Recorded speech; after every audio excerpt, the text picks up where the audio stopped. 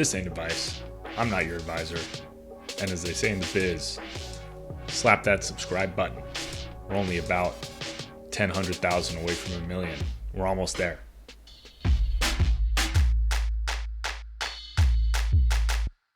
Welcome to another episode of Buck Talk. Let's check out the question. Can I afford this house? Calculators/rules pointing in different directions. All right, you're buying your first home and having a hard time figuring out if you can afford it. The online calculators/rules of thumb all seem to be pointing in different directions. You're worried about biting off more than you can chew. You got $150K in savings, nice job. No debt, also nice job. And we'll be starting a new job, nice job, in a few months, making $160,000 a year. Based on the new job, the bank approved you for a loan of $600K. You're looking at a house for $550. Interest rate would be 3.125, 3.125, and 20% down payment would come to $2,450 a month.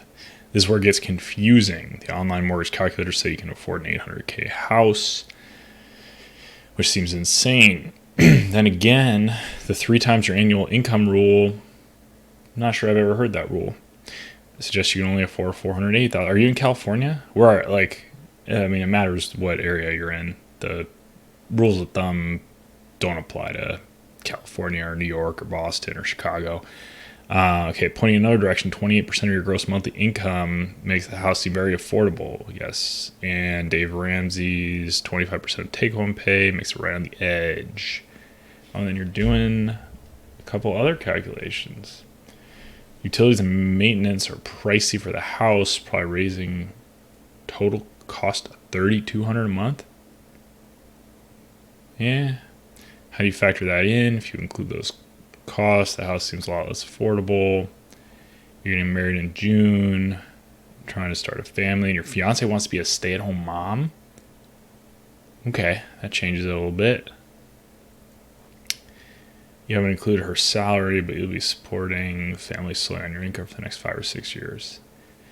All right, so you could probably afford it, but rules of thumb are rules of thumb. The actual thing you need to do is run the numbers. I mean, what are you doing right now? How much are you spending on rent? How much would you be saving? How much are you spending on other things? You just have to figure it all out. And especially with your fiance planning to stop working and adding the expenses of kids, I'd be pretty careful not to overextend yourself. But on $160K, you should be able to make a $2,400 mortgage work. An extra $800 in utilities and maintenance is quite a lot. And is there an HOA? And have you thought about property taxes? How much that's going to add? You're just going to have to run the numbers. You might not be able to afford the house and be paying for your will-be wife and kids on just your salary.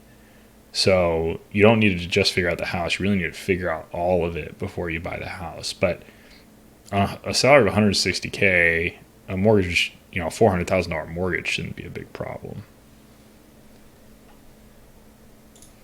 As I punched it into Excel just to double check, I'm getting different numbers than you. So you said it was a $550,000 house, and you got $150K for the down payment. Maybe you don't want to use all that. Maybe that's the difference here. But at this rate, for a 30-year mortgage, I'm getting $1,700 a month, not $2,450. Did you assume it was the whole thing? That still doesn't even get me there. So I don't know what your assumption is. Maybe you're factoring in like the taxes and insurance, property tax and insurance. Definitely double check your numbers.